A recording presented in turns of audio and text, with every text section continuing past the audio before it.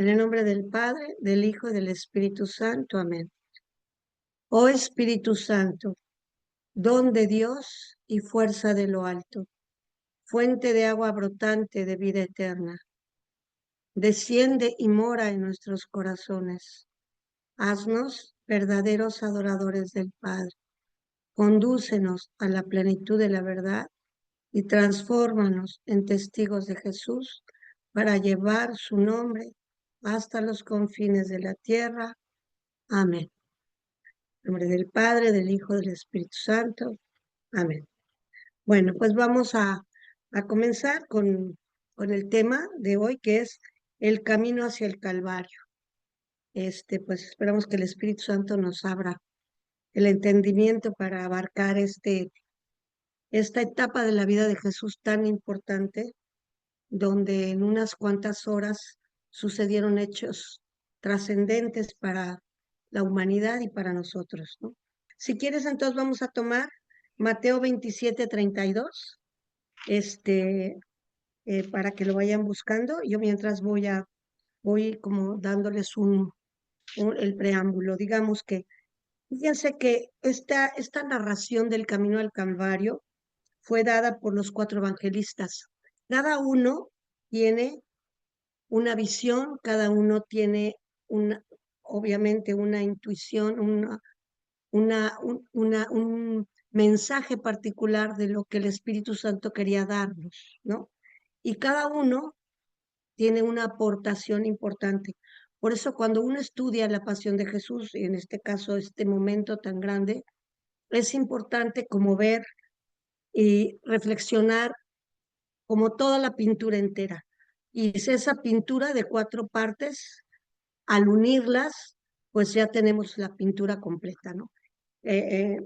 Pero sin duda, sin olvidar que, bueno, pues cada evangelista le da pues su propia pincelada, ¿no? Su propia intuición también del Espíritu Santo, ¿no?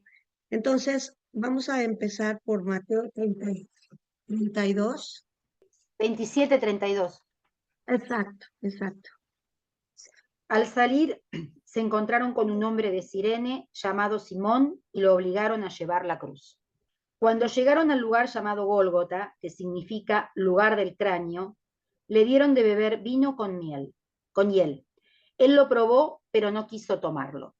Después de crucificarlo, los soldados sortearon sus vestiduras y se las repartieron, y sentándose allí, se quedaron para custodiarlo. Colocaron sobre su cabeza una inscripción con el motivo de su condena. Este es Jesús, el Rey de los judíos. Digamos que este punto de Simón de Cirene lo mencionan varios, Marcos también lo menciona, y así vamos a observar que cada evangelista va a tener distintos acontecimientos y los vamos a ir completando, ¿verdad? Hay otras palabras que solo las menciona San Juan o otras que solo las menciona Lucas. Aquí está hablando de habla Mateo, que también lo vamos a leer. Si quieres ir buscando Marcos 27:33, para que veamos que es como muy similar. Ellos caminan bastante paralelos, ¿no? Y tienen también unas palabras que solo son de ellos, ¿no? Como ustedes han oído que mucho se hace las 7 palabras, ¿no? ¿Por qué las 7 palabras? El padre Carrillo nos decía que realmente es un poco arbitrario decir esto de las 7 palabras, en el sentido de que, pues, hubo muchos acontecimientos importantes, pero digamos que recopilando las palabras más importantes que ahorita vamos a ir subrayando, se juntan las 7 palabras, ¿verdad? Entonces, si quieres, vamos a leerlo Hermanita, le en hago una Mateo. observación. Aquí está al revés. Es Marcos Oh, 15, perdón. 27 Sí, y Mateo sí. 27, 33, 38. Fíjate qué pena, yo soy disléxica, entonces cometo esos errores, Ah, discúlpenme. bueno, no hay Ahorita lo problema. vamos a corregir, sí, tienes toda la razón. Sí, Bien, gracias, ahí, gracias. no, por favor, ahí Qué comienzo pena. entonces. Estoy Ok, en sí, Marcos 15, 22 al 27. Y exacto. condujeron a Jesús a un lugar llamado Gólgota, que significa lugar del cráneo. Le ofrecieron vino mezclado con mirra, pero él no lo tomó. Después lo crucificaron. Los soldados se repartieron sus vestiduras, sorteándolas para ver qué le tocaba a cada uno. Ya mediaba la mañana cuando lo crucificaron. La inscripción que indicaba la causa de su condena decía el rey de los judíos. Con él crucificaron a dos bandidos, uno a su derecha y el otro a su izquierda. Ok, hasta ahí. Entonces, como ven, este detalle de la inscripción, que es muy importante porque da la causa de la muerte de Jesús, es realmente, si nosotros nos vamos un poquito atrás y vemos cuando los judíos dicen, no, no, no pongas que es el rey de los judíos, y entonces ahí es cuando Pilatos dice, lo escrito, escrito está. Y esto es importante porque en realidad Jesús muere, y lo que yo les decía el otro día de que lo habían sentado en el trono donde se sentaba el juez, ¿verdad? En ese asiento, en ese sillón importante, pues es como toda, completar esta parte de, en realidad, ese motivo era verdad. Entonces no podía decir, él dice que, sino en realidad, él era el rey. Él era el rey y es el rey, ¿no? Entonces, ese letrero digamos, podía leer la gente la causa de su muerte, era muy importante. Bueno, viene el momento de la crucifixión, camina Jesús al Calvario, que si lo en hebreo es el Gólgota, ¿no? En arameo, perdón, es el Gólgota, y que quiere decir lugar de las calaveras. Comienza Jesús bueno, llega al Gólgota, y es ahí donde Jesús es crucificado. Hay una palabra fuerte, aquí donde lo hemos leído, lo crucificaron, o sea, es como un hecho tan fuerte, tan contundente, que ellos lo dicen, tanto Marcos como Mateo, con una palabra así, de mucho poder, ¿no? Muy clara. Lo crucificaron en en tratando de subrayar ese momento tan terrible que fue para ellos, y pues en el ver ese momento de que se estaba cumpliendo la crucifixión, ¿verdad? La muerte en la cruz, la crucifixión, era un castigo romano que solo se le aplicaba nunca a los romanos, tenían que ser este, ciudadanos libres o este, esclavos, pero siempre eran castigos a malhechores, a ladrones o a gente que había hecho atentados en contra de el gobierno romano. Entonces Jesús va a ser crucificado, va a morir en la muerte pues más ignominiosa, más vergonzosa, donde pasaba la gente y los veían. En ese momento el crucificado está expuesto a todo, está expuesto a las burlas, está expuesto al sol, al frío, a la lluvia, a los moscos, considerando que Jesús ya estaba totalmente eh, pues agotado de todo lo que llevaba ya horas en un gran sufrimiento, es crucificado. En el caso de Jesús, algunas veces se les crucificaba amarrándole las manos. Nosotros podemos tener la certeza que a Jesús no se le amarraron las manos, no se le colgó, por decir así, sino que se le clavó, por el pasaje cuando Jesús muestra las manos a sus discípulos y le dice, ¿no? Tomás, toca mi herida, ¿no? Entonces, ese comentario, ese hecho, nos asegura que Jesús fue clavado con clavos, o sea, fue perforada sus manos y fue clavado, no amarrado a la cruz, ¿no? Jesús queda en medio de dos malhechores, y Jesús, lo más seguro es que tuvo 4 clavos, no 3 como generalmente lo vemos, porque se ponían o sea, no se ponían los pies encimados, sino como a los dos lados, sostenidos en una pequeña tablita, donde el crucificado tenía que levantar, apoyar sus pies un poco para poder expandir sus pulmones y respirar. Entonces, era un sufrimiento tremendo hasta respirar. O sea, era un sufrimiento en todo, ¿sí? Entonces, realmente esta expresión, esta proclamación de los evangelistas de decir, lo crucificaron es casi, es pues un grito de dolor. Lo lo podemos interpretar así, ¿no? Y, y bueno, es lo que San Pablo dice que fue el gran escándalo, ¿no? Crucificar, un escándalo para los judíos y una locura para los gentiles. Y ese momento en el que Jesús es crucificado, suceden varios acontecimientos antes de que es clavado. Si quieres leemos un poquito, si quieres leer, Mariela, Lucas 23:33.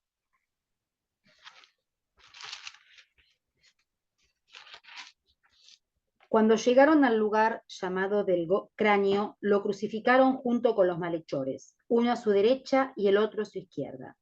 Jesús decía, Padre, perdónalos, porque no saben lo que hacen. Después se repartieron sus vestiduras, sorteándolas entre ellos.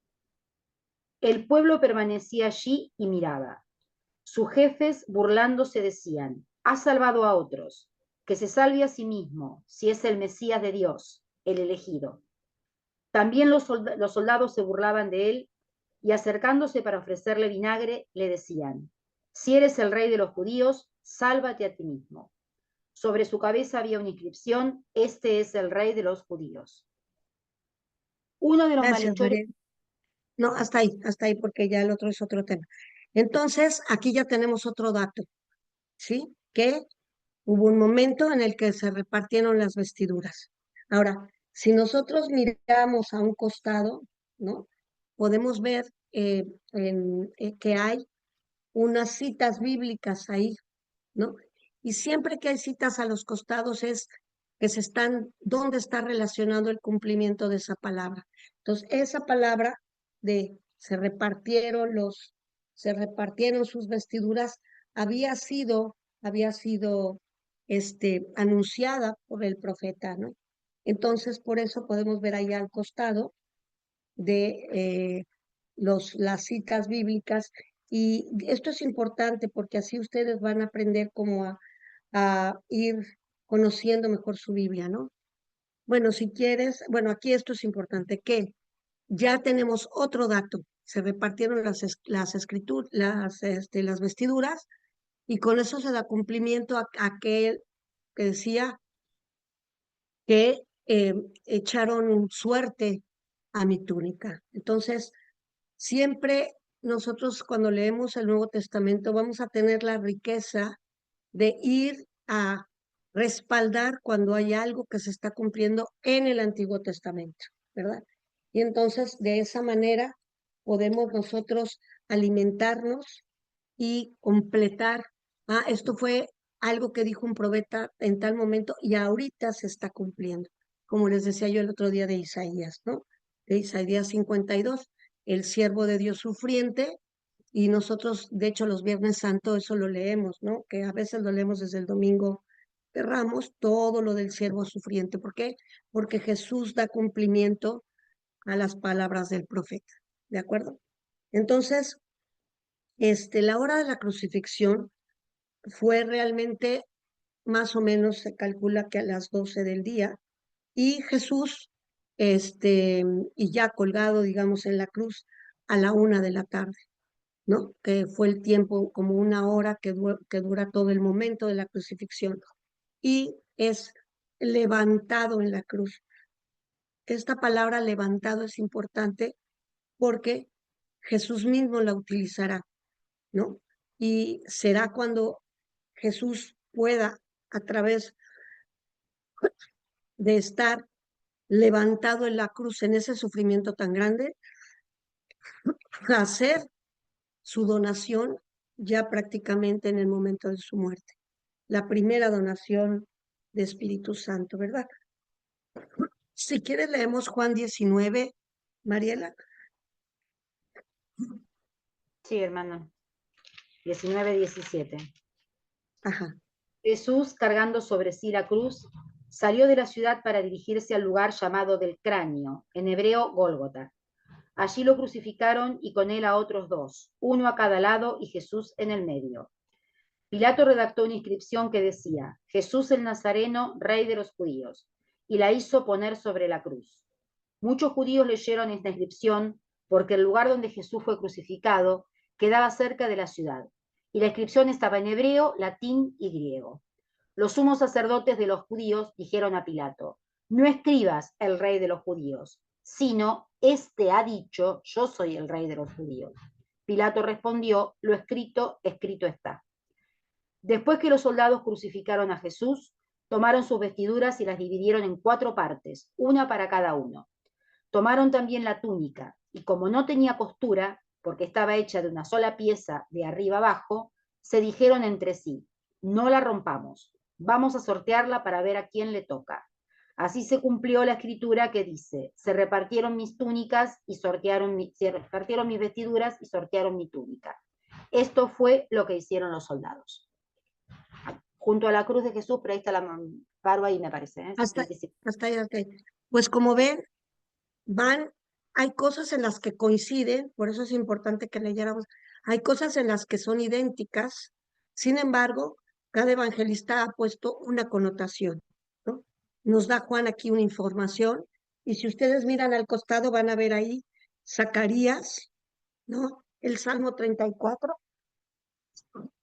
que es un salmo muy antiguo, donde se está dando cumplimiento y es realmente donde está anunciado este momento, desde mucho antes, donde al siervo de Dios viviría esto, ¿no? Entonces, tenemos nosotros en la Sagrada Escritura siempre las promesas del Antiguo Testamento, el cumplimiento en el Nuevo Testamento. Y de esa manera es que podemos ser testigos, ¿verdad? Nosotros hoy somos testigos de Jesús. ¿Por qué? Porque hubo testigos. Nosotros hoy somos testigos de testigos. ¿Por qué? Por la fe, ¿verdad? Por eso es tan valioso el atestiguar en el nombre de Cristo, porque nuestro testimonio está sentado en siglos de revelación de Dios y en las palabras de Jesús. Entonces, ser testigos de Jesús es es un honor, pero sobre todo es un gran compromiso, porque nosotros avalamos todo aquello que fue prometido y cumplido en la vida de Jesús, ¿verdad? Bueno, viene un momento importante aquí en el libro del Padre Carrillo que elaboró este curso, donde hace una reflexión de contemplación de Jesús en la cruz, en cómo cada evangelista vive este momento de contemplación en la cruz. Y aquí vamos a como desmenuzar esas famosas 7 palabras. No sé si en sus países se usa. En México uno visita 7 iglesias la noche, el Jueves Santo, y, y se hace la oración de las palabras que ahora vamos a saborear, ¿verdad? Vamos a primero a ver la contemplación en Lucas. Lucas tiene, o sea, a Lucas se le distingue por el Evangelio, él es misericordioso, ¿verdad? Por eso se llama, es el Evangelio de la misericordia. Lucas siempre recalca la misericordia, incluso lo que él elige de contar de milagros son de misericordia, ¿no? Entonces digamos que en Lucas podemos siempre relacionarlo con la misericordia. Entonces no es extraño que la primera palabra de Lucas sea: Padre, perdónalos porque no saben lo que hacen.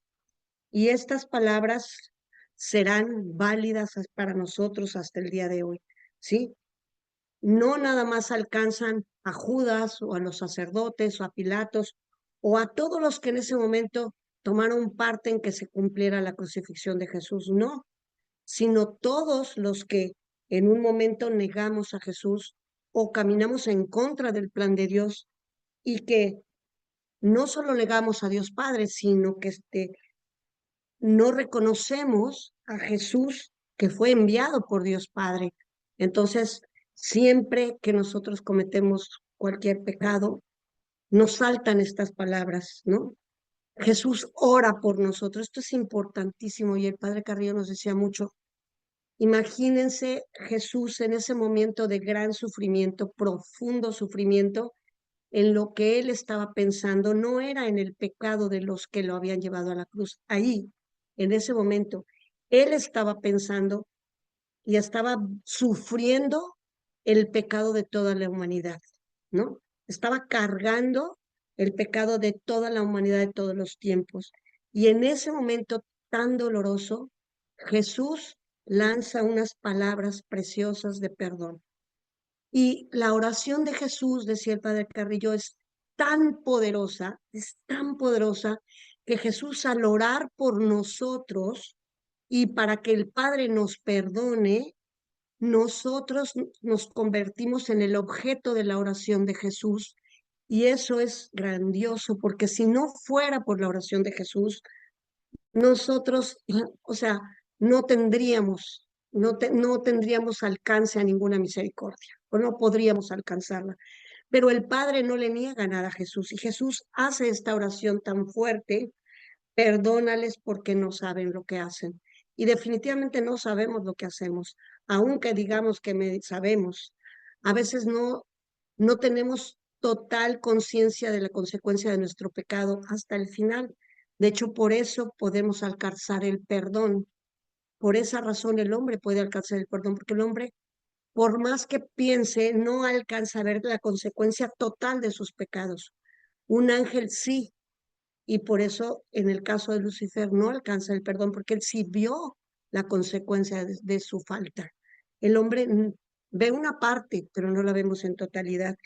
Entonces estas palabras de Jesús son tan verdaderas y es un arma poderosa para nosotros, para orar así por los que nos han lastimado y así perdonar.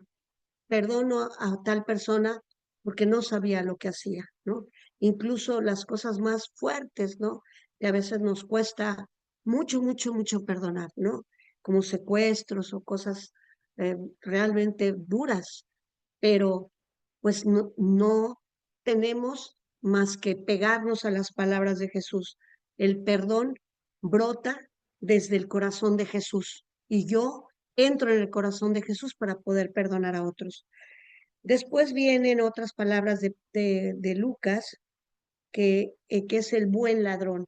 Ahí sí te pediría si me lees este pasaje del buen ladrón. Este, creo que está en Lucas.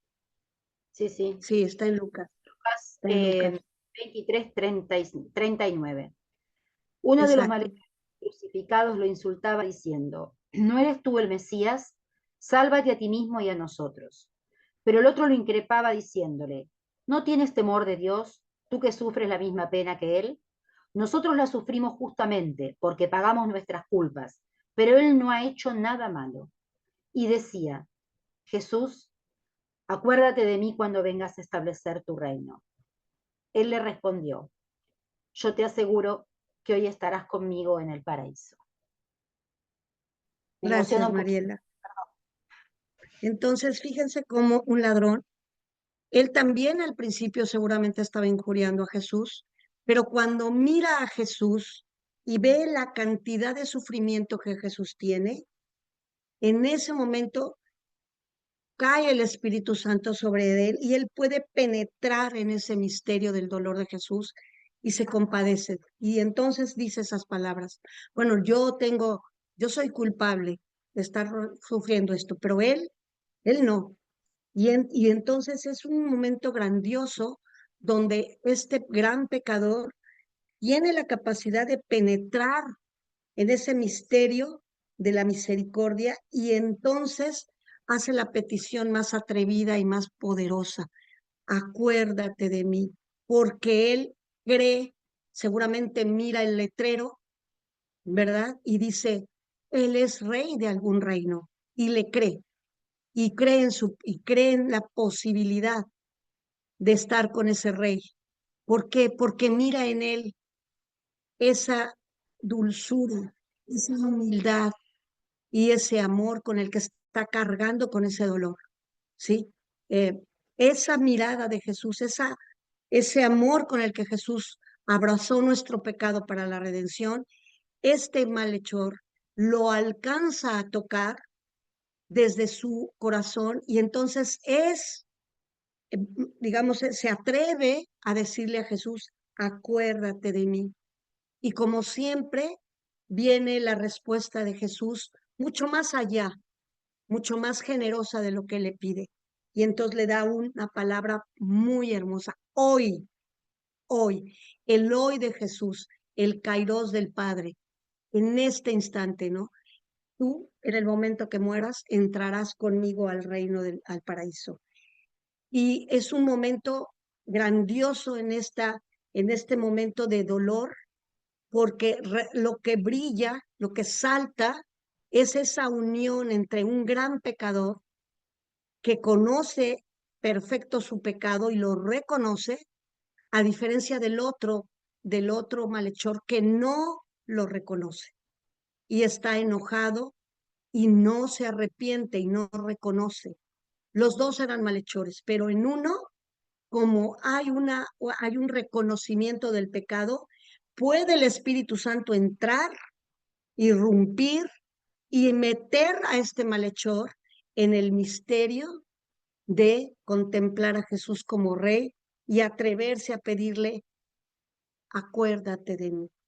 Y Jesús le da estas palabras de profundo amor, ¿no?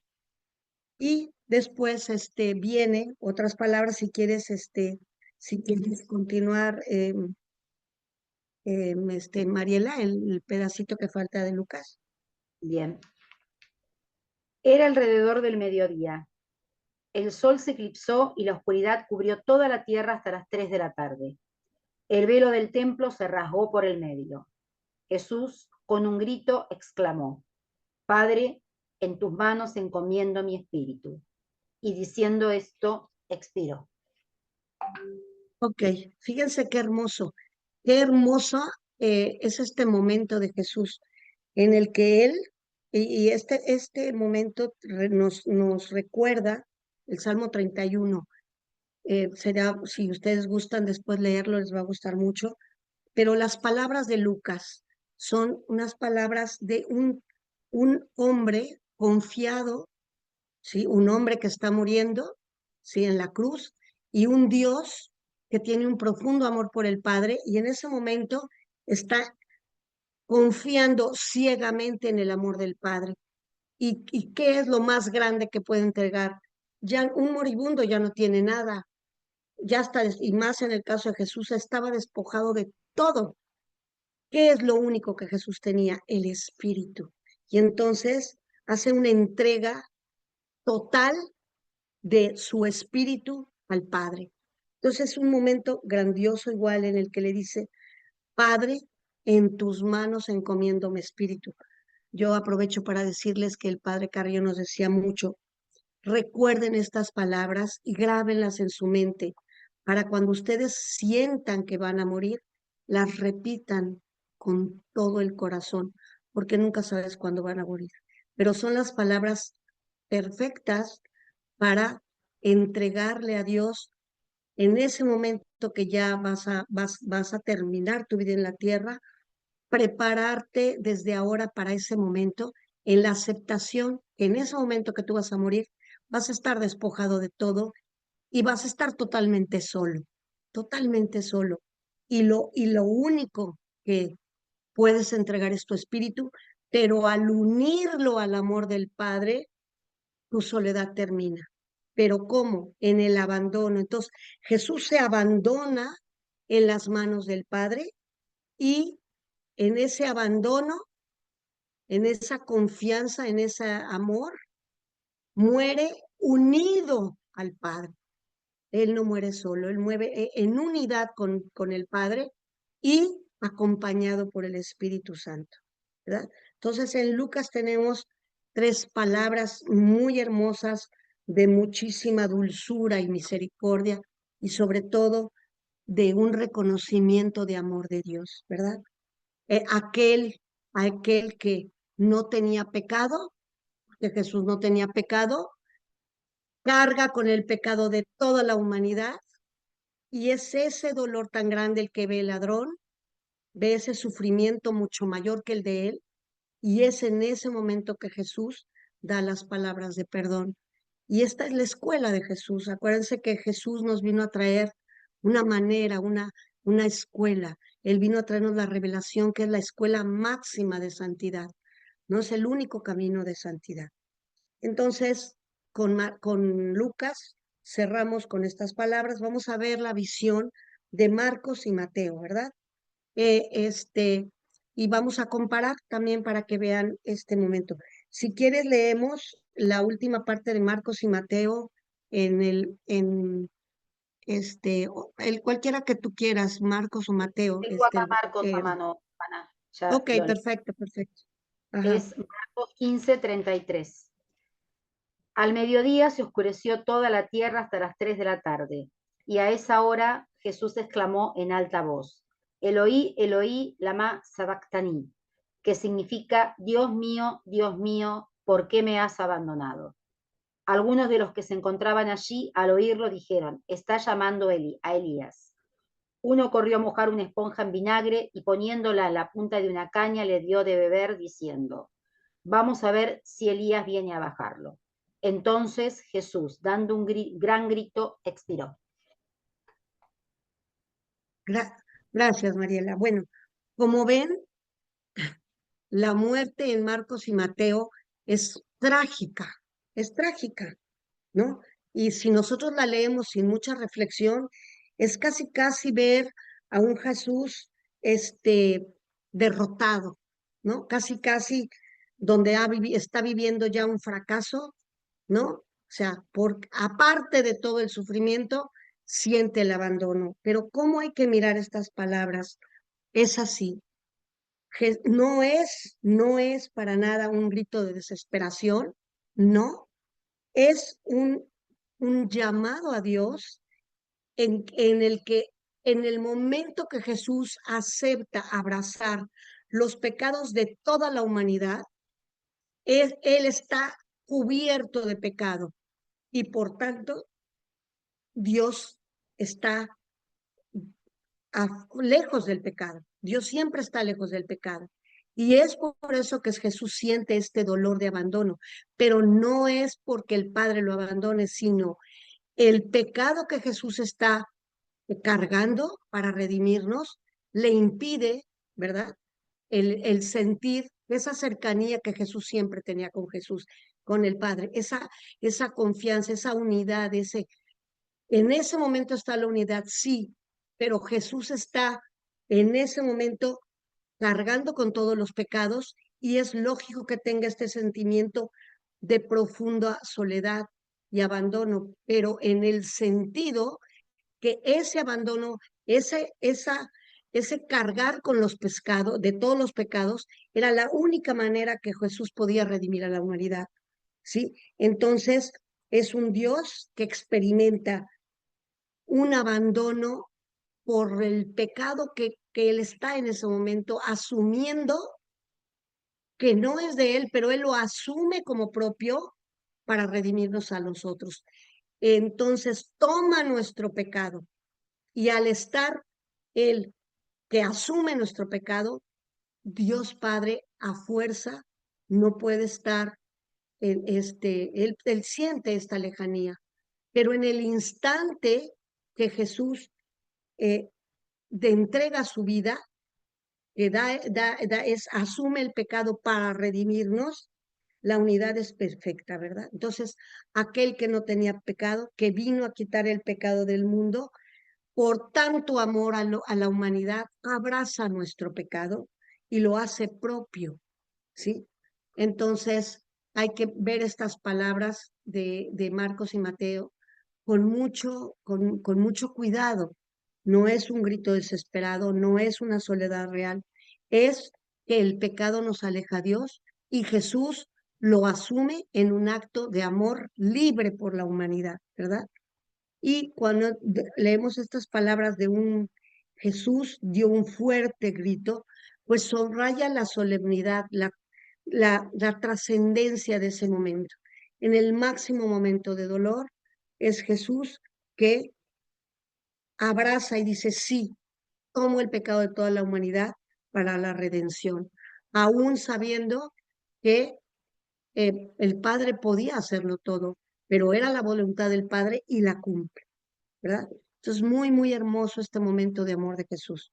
Bueno, vamos a ver ahora sí, desde la mirada de San Juan, ¿verdad? La mirada de San Juan hay más datos, es diferente, ¿verdad?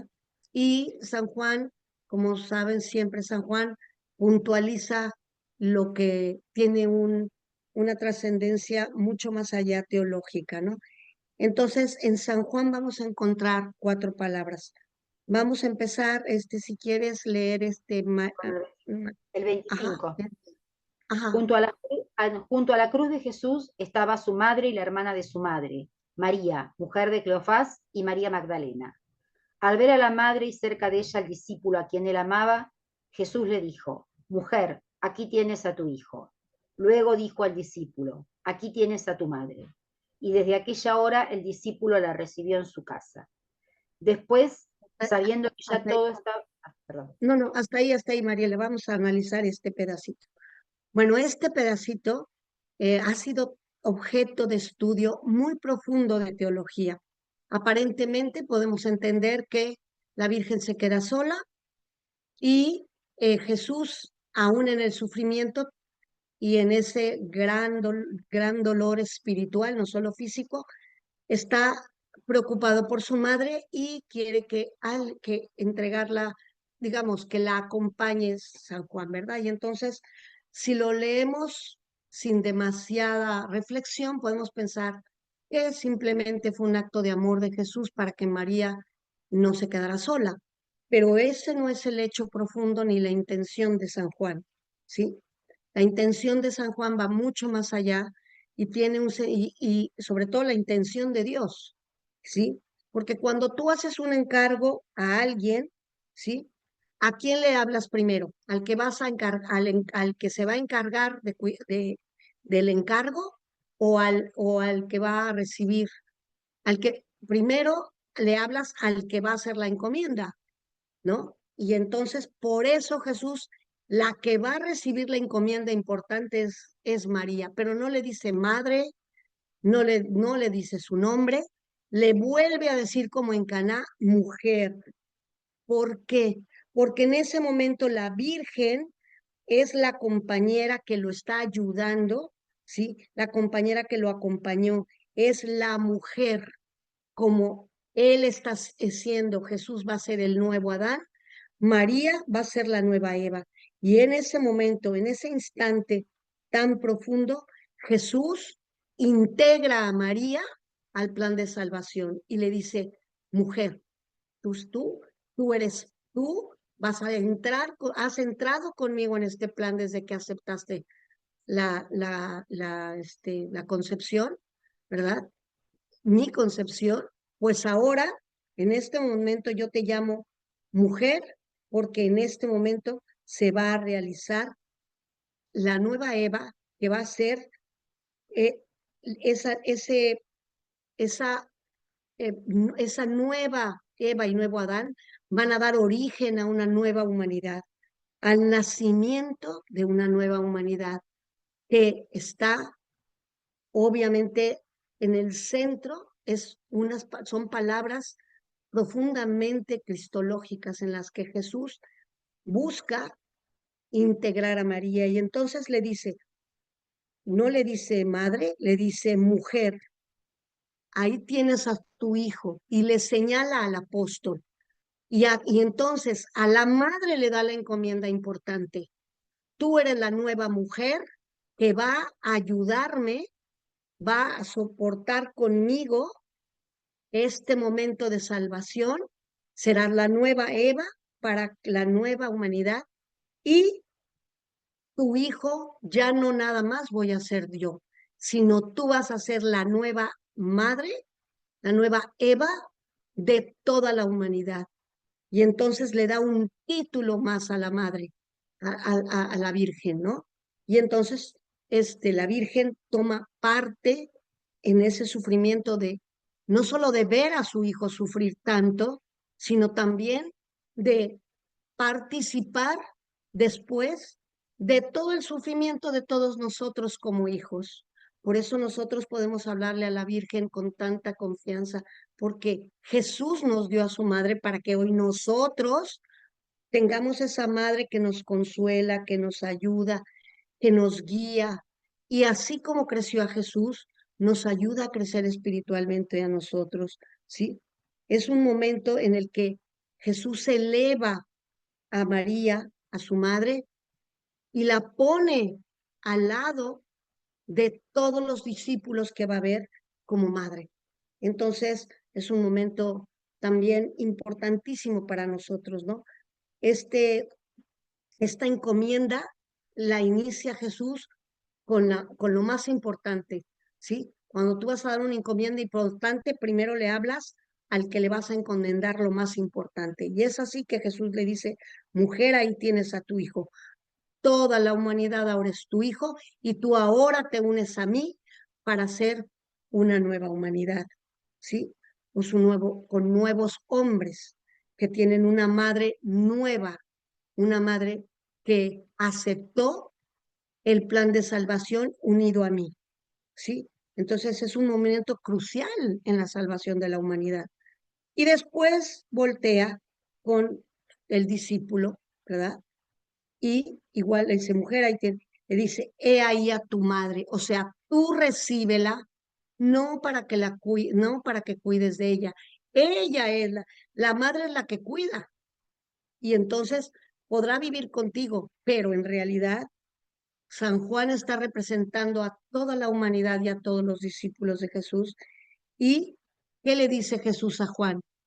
Tú tienes ahora una madre nueva, que esta madre te tomará a ti y a todos los discípulos y será la que no solo trabajó conmigo mientras yo estaba en la tierra, sino ahora va a trabajar por la iglesia.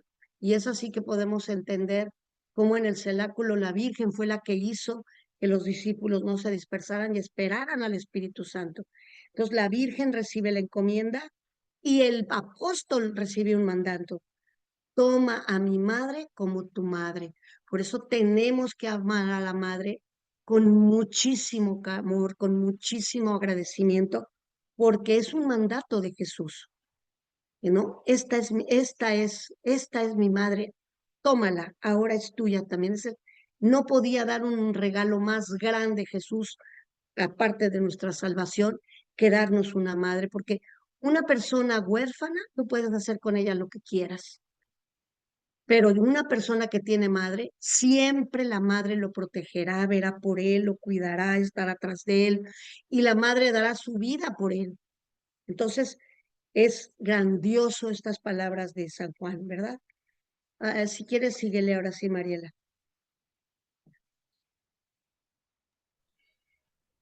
¿Sí? ¿Estás por ahí? Después, sabiendo que ya todo estaba cumplido y para que la escritura se cumpliera hasta el final, Jesús dijo, tengo sed. Había allí un recipiente lleno de vinagre, empaparon en él una esponja, la ataron a una rama de hisopo y se la acercaron a la boca. Después de beber el vinagre, dijo Jesús, todo se ha cumplido, e inclinando la cabeza, entregó su espíritu. Hasta ahí, hasta ahí. Bueno, fíjense, bueno, la Virgen, que es nuestra madre de la iglesia y es nuestra madre, está ahí al pie de la cruz y va a ser compañera de Jesús en esta redención de la humanidad. Y después viene la palabra de Jesús, tengo sed. Vamos a recordar el texto cuando Jesús llega a Samaria y se sienta en el pozo y le dice a la samaritana, tengo sed. No es una sed de tomar agua, igualmente en este Jesús, no era una sed física, que por supuesto que la tenía, pero eso no era lo relevante. Jesús tiene sed de salvar a la humanidad. Jesús tiene sed de darnos el Espíritu Santo. Jesús tiene sed de darnos el agua viva. ¿Qué le dijo a la samaritana? Tengo sed de que ustedes me conozcan, tengo sed de que ustedes se conviertan, tengo sed de darles mi revelación, tengo sed de enviarles el Espíritu Santo. Y esa es la sed profunda que ahora se repite en la cruz. Jesús ya, vienen las palabras, ya se completó todo, ya está todo hecho. Sin embargo, Jesús dice, tengo sed de que, de donarles al Espíritu Santo, de que sean llenos del Espíritu Santo, que reciban el don de Dios y que ya Él lo había dicho, ¿no? Que cuando esté exaltado en la cruz, Él sería el momento de donación. Entonces, en ese momento, Jesús dice, tengo sed, y en Ezequiel 36:27 podemos leer esa promesa, ¿verdad? O ese texto donde habla de ese momento en el que sería levantado, ¿no? Y que levantado, Jesús va a hacer esa donación. Entonces, atrás de estas palabras de Jesús, le dan el vinagre le dan la esponja con vinagre, Jesús la prueba y en ese momento es cuando Él da esa palabra, tengo sed de que todo ya, de que la humanidad sea salvada. Si quieres continuar, Mariela, la última parte. Ah, no, ya leíste también todo está cumplido, ¿verdad? Sí, sí, sí, ya lo leí. Entonces, Jesús lleva una perfecta conciencia de la secuencia de todo lo que él tenía que hacer para llegar al cumplimiento de obediencia del Padre. Entonces, es verdaderamente este momento de reflexión cuando Jesús dice, ya todo está cumplido, ahora tengo sed. Ahora, si ustedes observan lo que hemos leído, en Juan tenemos 4 palabras, en Lucas tuvimos 3 palabras y en Marcos y Mateo tuvimos una palabra, que es de Jesús ya en la cruz, ¿no? Si nosotros unimos esto junto con las otras, las demás narraciones de todo lo que implicó la crucifixión, las burlas, los ultrajes, las burlas de los sacerdotes y todo aquello, es importante que veamos que a través de un momento del profundo dolor de Jesús, a pesar de ese dolor, lo único que nosotros leemos aquí es amor, en estas 7 palabras. Vemos amor, amor y más amor, ¿no? Es por eso que es muy hermoso de leer el Via Crucis. Antiguamente se leían los viernes en todas las casas el Via Crucis, pero a través del Via Crucis nosotros caminamos también en nuestros propios Via Crucis y comprendemos y podemos vivir dentro de nuestros propios problemas, nuestros propios Via Crucis, ¿verdad?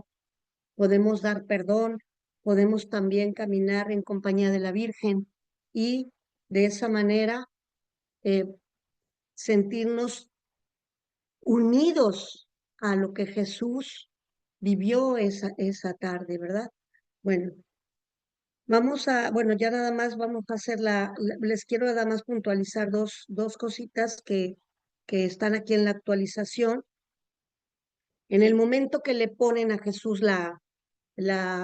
que le abren el costado, ese fue el cachito que nos faltó leer, ¿verdad, Mariela? Lo de cuando le clavan el costado. A ver, ese pedacito, si me lo lees, te agradezco. Sí, sí. Era el día de la preparación de la Pascua.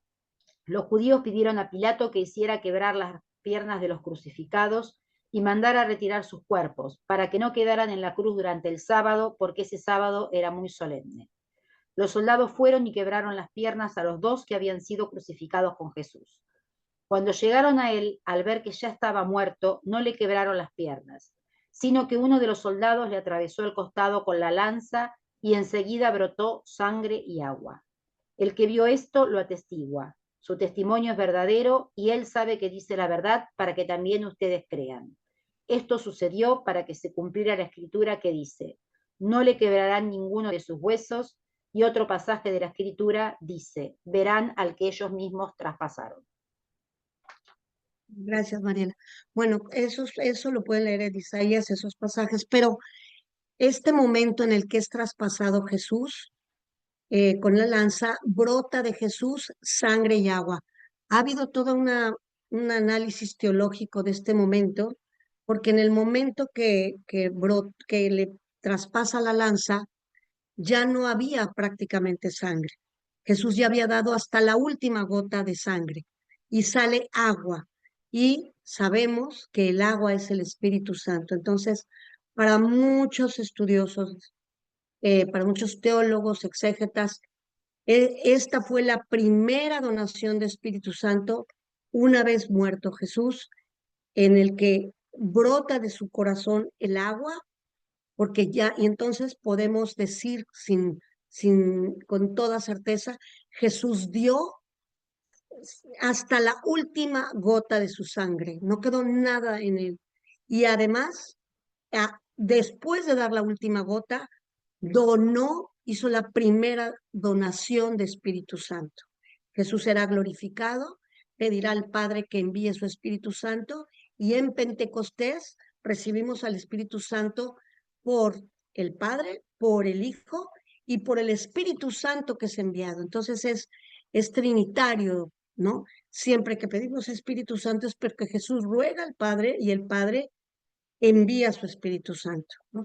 Eso también lo pueden leer en el Evangelio de San Juan, está en el capítulo 17, pero es los ruegos de Jesús y finalmente la muerte de Jesús que conquista el gran premio del Padre a Jesús, que fue su glorificación. Jesús dona su vida y el Padre lo premia con la salvación de la humanidad y con la glorificación que Jesús la anuncia justamente al sumo sacerdote, y verán al Hijo de Dios, como el texto de Daniel, y ya ahí está Jesús hablando de su propia glorificación.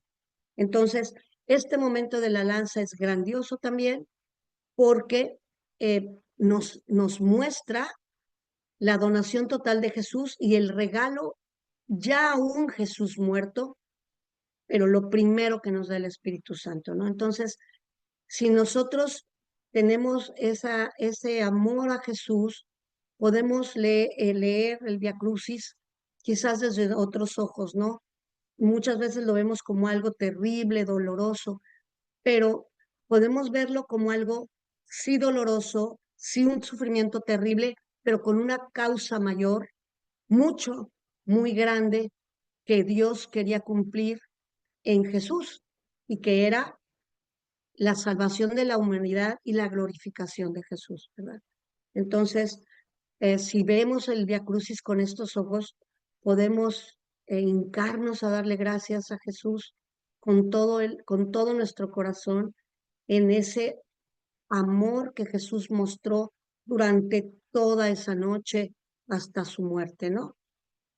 Pues vamos a hacer la oración, Mariela, porque creo que ya estamos como muy en tiempo. Vamos a hacer la oración. Si pueden, lean la actualización, es muy interesante, porque pues van a entender un poquito más este pedacito de sed de Dios, ¿no? Que también está en esta encíclica del Espíritu Santo que escribió el Papa Juan Pablo II, ¿verdad?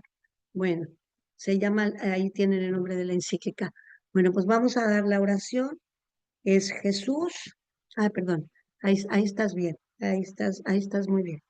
Jesús, gracias por haber entregado tu vida en el desamparo absoluto y en el supremo dolor y sufrimiento en la cruz, a fin de salvarnos a todos. Perdona nuestros pecados, pues no sabemos lo que hemos hecho, y llévanos a gozar contigo del paraíso. Gracias por habernos dado a tu madre como madre nuestra. Queremos, Jesús, calmar tu sed, pero tú danos al Espíritu Santo, conquista divina de la entrega de tu vida. Amén. Bueno, pues muchas gracias. Que tengan una linda semana. Nos vemos el próximo lunes, si Dios nos lo permite, ¿verdad?